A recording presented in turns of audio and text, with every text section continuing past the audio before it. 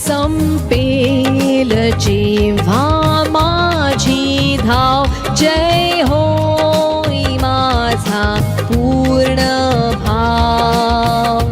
तै मृत्यू तीरी न भिणार, प्रभूच चालवील पार.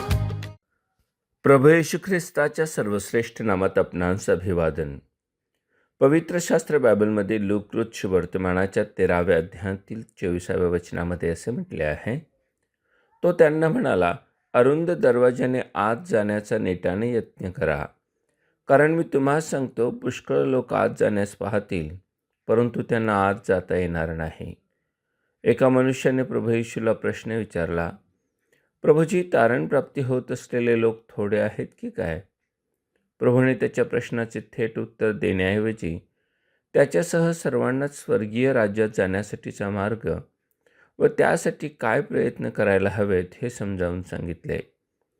खरे तर यापूर्वीही प्रभूने यावर भाष्य करीताना आवाहन करीत म्हटले होते, अरुंद दरवाजाने आत जा, कारण नाशाकडे जाण्याचा दरवाजा रुंद व मार्ग पसरट आहे आणि त्यातून आत जाणारे पुष्कळ आहेत, परंतु जीवनाकडे जाण्याचा दरवाजा अरुंद व मार्ग संकोचित आहे आणि ज्यांना तो सापडतो ते थोडके आहेत.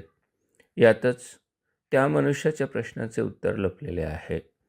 या स्पष्टीकरणातून आम्हाला जो सरळ बोध होतो तो हाच की रुंद मार्ग आम्हाला नाशाकडे म्हणजेच नरकाकडे घेऊन जाणारा आहे.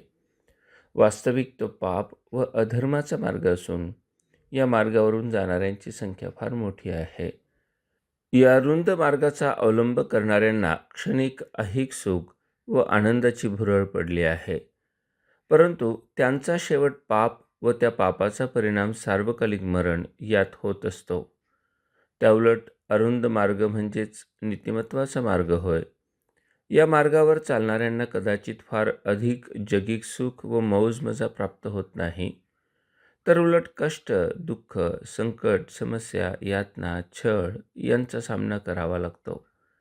त्यामुळेच या मार्गावर चालणाऱ्यांची संख्या फार कमी आहे.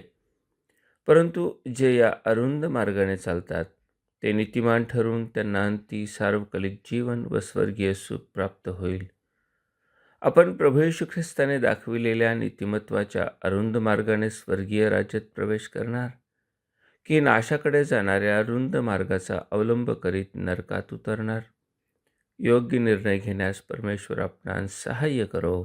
धन्यवाद.